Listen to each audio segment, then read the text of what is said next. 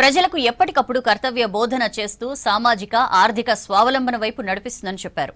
రాజ్యాంగం అంటే కేవలం ఒక పుస్తకం కాదని దేశ ప్రజలకు లభించిన వాగ్దానమన్నారు విపక్ష నేతలు.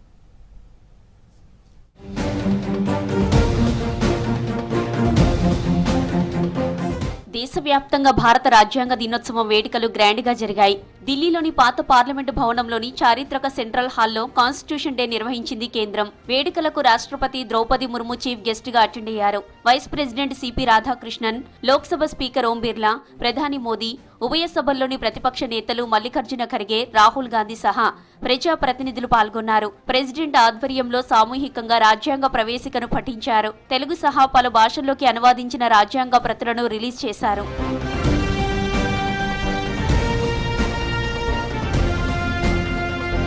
భారత రాజ్యాంగం దేశ ప్రజలకు ఎప్పటికప్పుడు కర్తవ్య బోధన చేస్తోందన్నారు ప్రెసిడెంట్ ముర్ము. ప్రజాస్వామ్య వ్యవస్థకు రాజ్యాంగమే మూలమని తెలిపారు.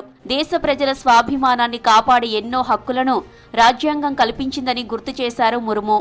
संविधान सभा के अध्यक्ष डॉक्टर राजेंद्र प्रसाद ने कहा था कि जो स्वाधीनता हमने प्राप्त की है उसकी रक्षा करना और उसको बनाए रखना तथा जनसाधारण के लिए उसको उपयोगी बनाना उन पर निर्भर करता है जो इस संविधान का क्रियान्वयन करेंगे.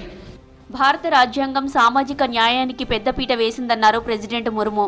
దీనిలో భాగంగానే ఈడబ్ల్యూఎస్ రిజర్వేషన్లు కల్పించినట్లు చెప్పారు. ట్రిపుల్ తలాక్, ఆర్టికల్ 370 రద్దుతో సామాజిక రాజకీయ సాధికారతకు పార్లమెంటు చర్యలు తీసుకుందని చెప్పారు.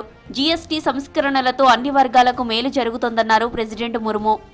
संसद के दोनों सदनों के सदस्यों ने हमारे देश को आगे बढ़ाने के साथ साथ गहन राजनीतिक चिंतन की स्वस्थ परंपरा विकसित की है. आने वाली कालखंड में जो विभिन्न लोकतंत्रों और संविधानों का तुलनात्मक अध्ययन किया जाएगा तो भारतीय लोकतंत्र और संविधान का विवरण स्वर्णाक्षर में किया जाएगा. భారతదేశ ఆత్మ రాజ్యాంగంలోనే ఉందన్నారు ఉపరాష్ట్రపతి సిపి రాధాకృష్ణన్. రాజ్యాంగంతోనే సామాజిక ఆర్థిక న్యాయం సాధ్యమవుతుందని చెప్పారు. రాజ్యాంగ నిర్మాతల స్ఫూర్తితో వికసిత భారత్ లక్ష్యం వైపు దేశం అడుగులేయాలన్నారు CP Radhakrishnan. In the globally changing economic and socio-political scenario, we all must be ready for reforms in many spheres. Electoral reforms, social reforms, judicial reforms and financial reforms are very, very important. భారత రాజ్యాంగ దినోత్సవం సందర్భంగా ప్రజలకు బహిరంగ లేఖ రాశారు ప్రధాని మోదీ. ప్రతి ఒక్కరూ రాజ్యాంగ విధులు నిర్వర్తించాలన్నారు. బలమైన ప్రజాస్వామ్యానికి ఇవే పునాదులని తెలిపారు. ఓటు హక్కును ప్రజలు తప్పనిసరిగా వినియోగించుకోవాలని సూచించారు. మన రాజ్యాంగం అత్యంత శక్తివంతమైందని, సామాన్యుడిని కూడా ప్రధానిని చేయగలిగే శక్తి ఉందన్నారు మోదీ.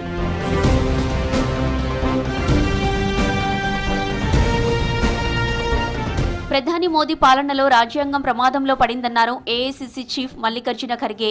న్యాయం, సమానత్వం, స్వేచ్ఛ, సామరస్యం, లౌకికవాదమే భారత్ గుర్తింపని చెప్పారు. కానీ ఆ గుర్తింపే నేడు ప్రమాదంలో పడిందని ఆవేదన వ్యక్తం చేశారు. ఆర్ఎస్ఎస్, బీజేపీ నాయకత్వం రాజ్యాంగాన్ని ముక్కలు చేసి దాని స్థానంలో మనుస్మృతిని తీసుకొచ్చే కుట్ర చేస్తున్నట్లు ఆరోపించారు ఖర్గే. ये सब नाटक छोड़िए, असल बात क्या है? क्या आप किस तरीके का सोसाइटी बनाना चाहते हैं?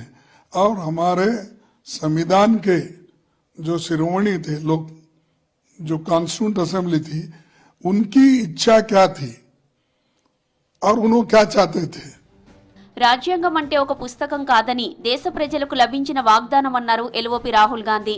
ప్రాంతం, మతం, కులం, సంపదతో సంబంధం లేకుండా ప్రతి ఒక్కరికి న్యాయం, సమానత్వం, గౌరవం లభిస్తుందని చెప్పారు. రాజ్యాంగం పేదలు, అణగారిన వర్గాల రక్షణ కవచమంటూ ఎక్స్లో పోస్ట్ చేశారు రాహుల్ గాంధీ.